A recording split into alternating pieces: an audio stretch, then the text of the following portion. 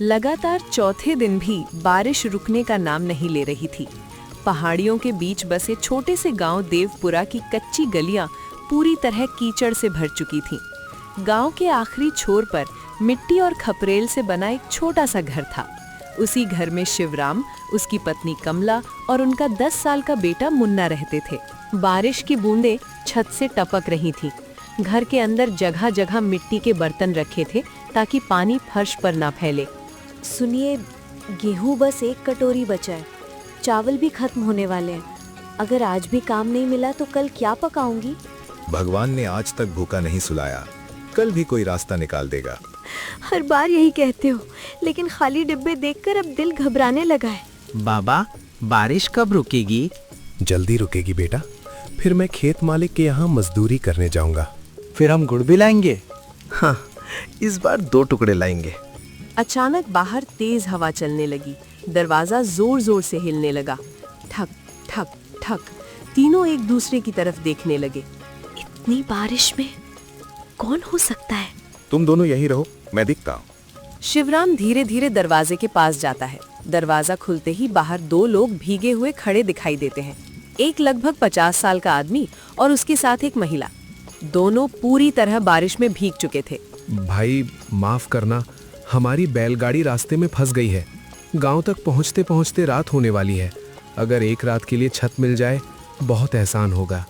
अरे अंदर आइए, इतनी बारिश में बाहर कैसे खड़े रहेंगे? जी, अंदर आ जाइए। चाचा, आपके कपड़े पूरे भीग गए। हाँ बेटा, आज तो बारिश ने बिल्कुल नहीं छोड़ा। कमला, पुराने सूखे कपड़े निकाल दो, जितने हैं वही दे दो। अभी लाती हूँ। कमला संदूक खोलती है। उसमें सिर्फ 2 पुराने साफ कपड़े रखे होते हैं। वो कुछ पल उन्हें देखती है। यही तो आपके अच्छे कपड़े। कोई बात नहीं, मेहमान पहले। कमला चुपचाप कपड़े लाकर मेहमानों को दे देती है। कुछ देर बाद चारों चूल्हे के पास बैठे थे। बाहर बारिश और तेज हो चुकी थी। भाई, आजकल लोग अपने रिश्तेदारों को भी घर नहीं बुलाते और तुमने हमें बिना पूछे अंदर बुला लिया। बरसात में इंसान पहले इंसान होता है, बाकी बातें बाद में। आपका परिवार बहुत अच्छा है। हमारे पास ज्यादा कुछ नहीं है, लेकिन जितना है अपना समझकर खाइएगा।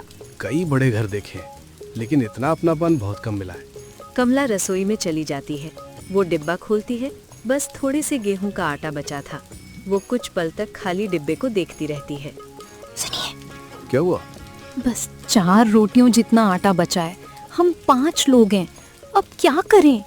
जितना है उतना ही बना दो, भगवान चाहेगा तो सबका पेट भर जाएगा। आपको सच में भरोसा है? इंसान कोशिश करता है, बाकी भगवान करता है। रसोई के बाहर खड़ा मेहमान आदमी उनकी पूरी बात सुन लेता है। वो चुपचाप अपनी पत्नी की तरफ देखता है। इन्होंने हमें कुछ बताया भी नहीं। अभी कुछ मत कहना, पहले इन्हें ध्यान से देखते हैं। चाचा, आप दोनों धीरे धीरे क्यों बात कर रहे हो? बस बेटा, कुछ बातें सही समय पर ही अच्छी लगती हैं। बाहर बारिश लगातार बरस रही थी, लेकिन किसी को ये अंदाजा नहीं था कि उसी बारिश के साथ इस छोटे से घर की किस्मत भी धीरे धीरे उसकी चौखट तक पहुंच रही थी। रात धीरे धीरे गहरा चुकी थी। बाहर बारिश की आवाज लगातार सुनाई दे रही थी। मिट्टी की दीवारों पर टंगी लालटेन की हल्की रोशनी पूरे घर में फैल रही थी। घर छोटा था, लेकिन अपनापन बड़ा था। सुनिए, खाना तैयार है। कमला एक पुरानी थाली में 4 छोटी छोटी रोटियां और थोड़ा सा आलू का पतला रस रखती है। वो कुछ पल थाली को देखती रहती है। इतना कम खाना पहली बार किसी मेहमान के सामने रखते हुए शर्म आ रही है। शर्म खाने की कमी से नहीं, नीयत की कमी से आती है। जो है वही प्रेम से परोस दो। कमला गहरी सांस लेकर थाली उठाती है। भैया, बहन जी, घर में बस यही बन पाया है। अगर कोई कमी रह जाए तो माफ कर दीजिएगा। बहन, इतनी इज्जत से जो खाना मिलता है उसमें कभी कमी नहीं होती। सच कहूँ, इस थाली में मेहनत और अपनापन दोनों दिखाई दे रहे हैं। दोनों मेहमान खाना शुरू करने ही वाले होते हैं कि अरे, तुम लोग अपनी थाली के लिए लाए? हम बाद में खा लेंगे। पहले मेहमान खाते। मेहमान कुछ सेकंड तक दोनों के चेहरे को ध्यान से देखता है। नहीं, तुम दोनों कुछ छिपा रहे हो।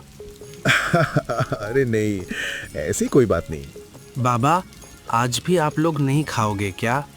पूरा घर एकदम शांत हो जाता है। कमला घबराकर मुन्ना की तरफ देखती है। मुन्ना, चुप रहो बेटा। लेकिन माँ, आपने तो कहा था कि बस 4 रोटियां हैं। आप फिर पानी पीकर सो जाओगी ना? बाबा भी ऐसे ही करते हैं। कमला की आंखों से आंसू गिरने लगते हैं। शिवराम सिर झुका लेता है। हे भगवान! बस अब कोई झूठ नहीं बोलेगा। वो अपनी थाली शिवराम की तरफ बढ़ा देता है। अगर तुम लोग नहीं खाओगे तो मैं भी एक निवाला नहीं खाऊंगा। ऐसा मत कहिए, मेहमान भूखा रह जाए इससे बड़ा दुख हमारे लिए कुछ नहीं। और मेरे सामने एक परिवार भूखा रहे, ये मैं कभी नहीं होने दूंगा। आज खाना सब साथ बैठकर खाएंगे। लेकिन कोई लेकिन नहीं। चारों बड़े और मुन्ना एक साथ जमीन पर बैठ जाते हैं। कमला रोटियों के छोटे छोटे टुकड़े करती है। सबके हिस्से में आधी आधी रोटी आती है। भोजन बहुत कम था, लेकिन उस रात पहली बार किसी ने कमी महसूस नहीं की, क्योंकि थाली छोटी थी मगर दिल बहुत बड़े थे। खाना खत्म होने के बाद बाहर अचानक तेज हवा चलती है। धड़म! दरवाजा अपने आप खुल जाता है। बाबा, दरवाजा अपने आप कैसे खुल गया? शिवराम उठकर दरवाजा बंद करने जाता है। उसी समय हवा के साथ एक पुराना कपड़े का थैला घर के अंदर लुढ़कता हुआ आ जाता है। अरे, ये थैला किसका है? शिवराम थैला उठाता है। उस पर मिट्टी लगी होती है। कोई नाम नहीं लिखा था। खोल कर देखो। शिवराम धीरे धीरे थैला खोलता है। अंदर एक पुरानी लकड़ी की डिब्बी रखी होती है। डिब्बी पर एक छोटा सा कागज बंधा था। शिवराम कागज खोलता है। ये किसने भेजा होगा? मैंने तो ऐसी लिखावट पहले कभी नहीं देखी। बाबा, इसके अंदर क्या है? शिवराम धीरे धीरे लकड़ी की डिब्बी खोलता है, लेकिन डिब्बी पूरी तरह खाली होती है। अंदर तो कुछ भी नहीं है। कभी कभी खाली डिब्बियां भी बहुत बड़ा संदेश छोड़ जाती हैं। शिवराम की नजर मेहमान आदमी पर जाती है। उसे महसूस होता है कि जैसे वो इस बात से बिल्कुल भी हैरान नहीं है। भैया, क्या आपको इस थैले के बारे में कुछ पता है? मेहमान आदमी कुछ पल चुप रहता है, फिर हल्की मुस्कान के साथ बोलता है। हर सवाल का जवाब सही समय पर मिलना चाहिए। बस इतना समझ लो, कल सुबह तुम्हारी जिंदगी का सबसे अलग दिन होने वाला है। शिवराम, कमला और मुन्ना सारी रात उस खाली डिब्बी और रहस्यमयी पर्ची के बारे में सोचते रहे। उन्हें बिल्कुल भी अंदाजा नहीं था कि अगली सुबह उनके दरवाजे पर ऐसा सच दस्तक देने वाला है जो हमेशा के लिए उनकी जिंदगी बदल देगा। सुबह की पहली किरण बादलों के बीच से झांक रही थी। कई दिनों बाद बारिश लगभग रुक चुकी थी। गांव देवपुरा की गलियों में लोग अपने अपने घरों से बाहर निकलने लगे थे, लेकिन शिवराम के घर में अब भी रात वाली रहस्यमयी पर्ची की चर्चा चल रही थी। सुनिए, रात भर मेरी आंख नहीं लगी। बार बार वही पर्ची याद आ रही है। मुझे भी समझ नहीं आ रहा, कोई हमारे घर ऐसा संदेश क्यों छोड़ कर गया? बाबा, कहीं वो कोई जादू वाला अंकल तो नहीं था? नहीं बेटा, दुनिया में जादू से ज्यादा इंसानों के इरादे काम करते हैं। मेहमान आदमी और उसकी पत्नी चुपचाप उनकी बातें सुन रहे थे। आज मौसम साफ हो गया है। हाँ, शायद आज कुछ बातें भी साफ हो जाएं। शिवराम उनकी ओर देखने लगता है। भैया, अगर बुरा ना मानो तो एक बात पूछूं? पूछो। कल रात जो थैला आया और उसमें जो पर्ची थी, क्या उसका आपसे कोई संबंध है? मेहमान आदमी कुछ पल तक चुप रहता है।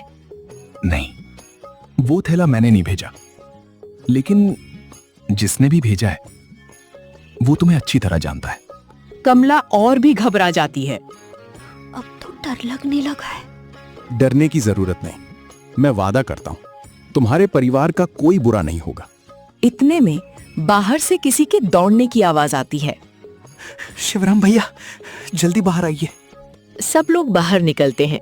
गांव के चौपाल के पास भीड़ लगी हुई थी। क्या हुआ?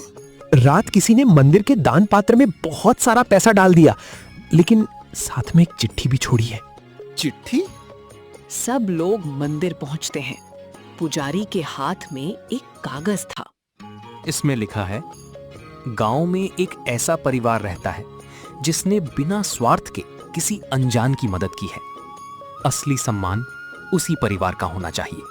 पूरा गांव एक दूसरे का चेहरा देखने लगता है। ये किस परिवार की बात हो रही है? किसने लिखा होगा?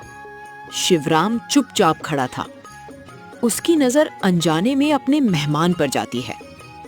मेहमान आदमी का चेहरा बिल्कुल शांत था। भैया, क्या आपको सच में कुछ नहीं पता? कुछ बातें पूछने से नहीं, समय आने पर खुद सामने आती है। भीड़ धीरे धीरे छटने लगती है। घर लौटते समय कमला धीरे से शिवराम से बात करती है। मुझे लग रहा है ये दोनों साधारण लोग नहीं हैं। मुझे भी ऐसा ही लग रहा है, लेकिन बिना सबूत के किसी पर शक करना ठीक नहीं। घर पहुंचने के बाद मेहमान आदमी अपनी पत्नी की तरफ देखता है। अब इन्हें सच बता देना चाहिए। अभी नहीं, एक आखिरी बात बाकी है। मुन्ना पास ही खेल रहा था। वो उनकी बात सुन लेता है। चाचा, आप लोग बार बार आखिरी बात क्यों कहते हो? मेहमान आदमी मुस्कुरा देता है। क्योंकि हर अच्छी कहानी का सबसे अच्छा हिस्सा आखिर में आता है। मुन्ना हंसने लगता है। उसी समय गांव के बाहर धूल उड़ाती हुई एक जीप देवपुरा की ओर बढ़ रही थी। जीप में बैठे लोग बार बार किसी का पता पूछ रहे थे। उन्हें सिर्फ एक नाम मालूम था, शिवराम। लेकिन वो लोग कौन थे और उन्हें शिवराम से क्या काम था? इसका जवाब अभी किसी के पास नहीं था। दोपहर का समय था। बारिश पूरी तरह रुक चुकी थी। गांव की कच्ची सड़क पर धूल उड़ाती हुई एक जीप धीरे धीरे शिवराम के घर के सामने आकर रुकी। जीप का दरवाजा खुलता है। 3 लोग उतरते हैं। सभी साफ सुथरे कपड़ों में थे। उन्होंने घर के अंदर बैठे मेहमान आदमी को देखते ही हाथ जोड़ दिए।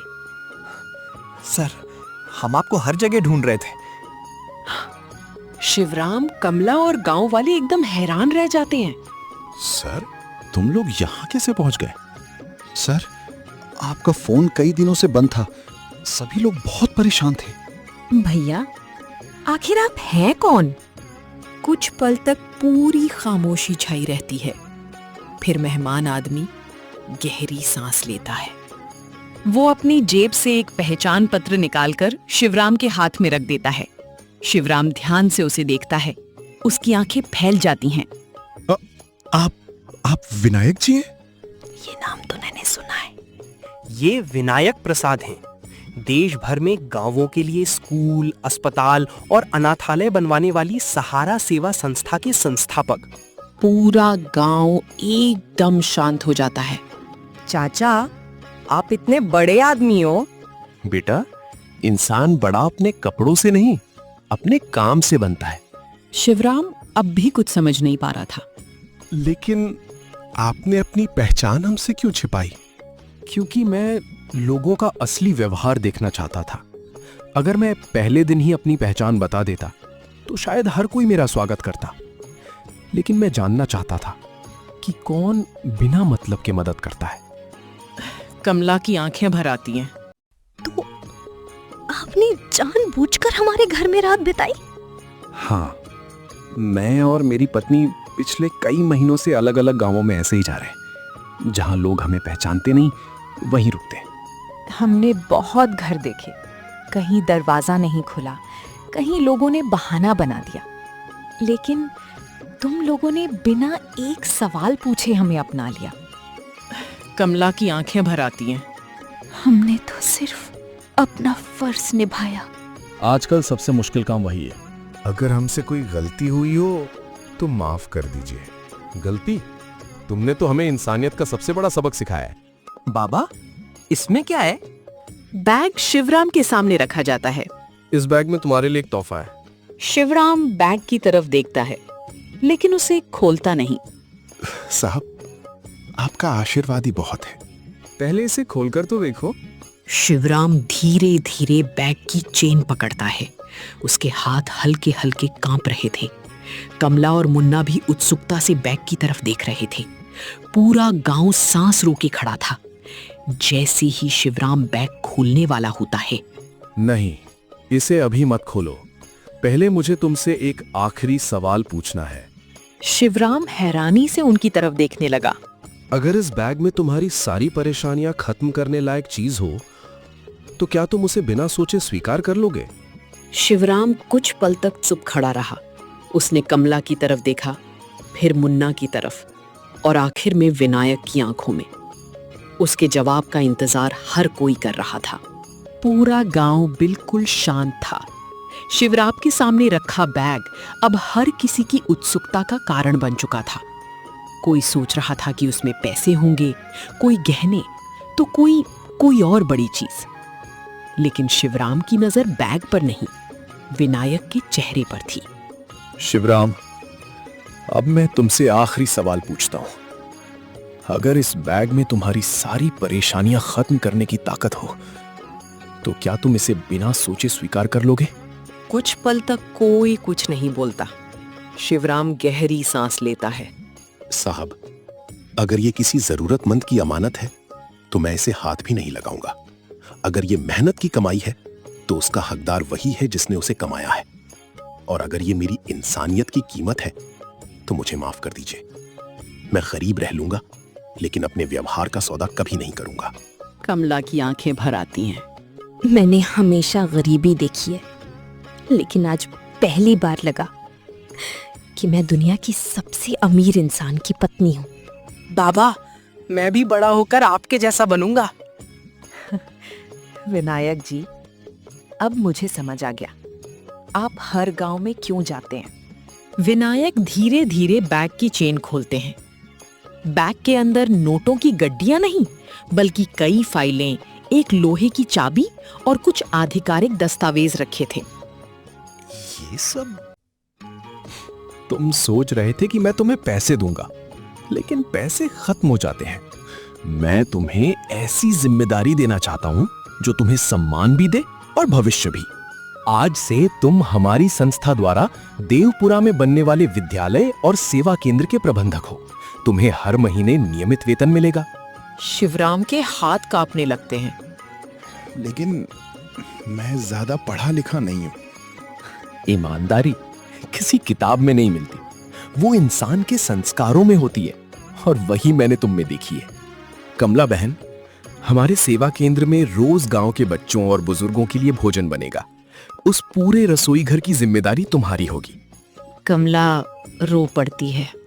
मेरे हाथों का बना खाना इतने लोगों तक पहुंचेगा, मैंने कभी सोचा भी नहीं था। जिस औरत ने खुद भूखी रहकर मेहमान को खिलाया हो, उससे बेहतर रसोई कौन संभाल सकता है। अब विनायक मुन्ना को अपने पास बुलाते हैं। आओ बेटा। मुन्ना धीरे धीरे उनके पास आता है। विनायक उसकी हथेली में एक छोटा डिब्बा रखते हैं। ये क्या है? आज से तुम्हारी पढ़ाई की पूरी जिम्मेदारी हमारी, और ये पेंसिल तुम्हारे नए सपनों की शुरुआत है। माँ, अब मैं खूब पढ़ूंगा। कमला उसे गले लगा लेती है। इसके बाद विनायक घर की चाबी शिवराम को देते हैं। ये किसकी चाबी है? गांव के बाहर जो नया पक्का घर बन रहा है, आज से वो तुम्हारा है। अब हमारे घर की छत से बारिश नहीं टपकेगी? नहीं बहन, अब तुम्हारे घर में सिर्फ खुशियां बरसेंगी। विनायक मुस्कुराकर ये दृश्य देखते हैं। आज मैंने समझ लिया, मैंने सही इंसान चुना है। लेकिन एक आखिरी काम अभी बाकी है। सभी उनकी तरफ देखने लगते हैं। विनायक अपने साथ आए लोगों को इशारा करते हैं। कुछ ही मिनटों में गांव के चौपाल पर सभी ग्रामीण इकट्ठा हो जाते हैं। आज से इस गांव में कोई भी परिवार भूखा नहीं सोएगा। हम यहाँ विद्यालय, सेवा केंद्र और एक छोटा स्वास्थ्य केंद्र बनाएंगे। लेकिन इन सब की जिम्मेदारी शिवराम संभालेगा, क्योंकि जिसने अपने घर का आखिरी खाना भी बांट दिया, वो कभी किसी जरूरतमंद के साथ अन्याय नहीं करेगा। पूरा गांव तालियों से गूंज उठता है। 6 महीने बाद देवपुरा पहले जैसा गांव नहीं रहा। बच्चों की हंसी अब रोज स्कूल से सुनाई देती थी। सेवा केंद्र में हर दोपहर गरीब और बुजुर्ग सम्मान के साथ भोजन करते थे। कमला के हाथों का स्वाद पूरे इलाके में मशहूर हो चुका था। शिवराम पहले की तरह ही साधारण कपड़े पहनता था, लेकिन अब लोग उसे सम्मान से शिवराम जी कहकर बुलाते थे। मुन्ना रोज स्कूल जाता, शाम को घर लौटकर अपने पिता की मदद भी करता। एक शाम मुन्ना अपने पिता के साथ पुराने मिट्टी के घर के सामने खड़ा था। बाबा, ये टूटा हुआ घर अभी तक क्यों रखा है? बेटा, यही घर हमें हमेशा याद दिलाएगा कि मुश्किल दिन कभी शर्म की बात नहीं होते, लेकिन उन दिनों में भी अगर इंसान अपना दिल बड़ा रखे तो भगवान देर से सही दरवाजा जरूर खटखटाता है। मुन्ना अपने पिता का हाथ पकड़कर मुस्कुरा देता है। दूर खड़े विनायक भी ये दृश्य देखकर संतोष से मुस्कुरा रहे थे।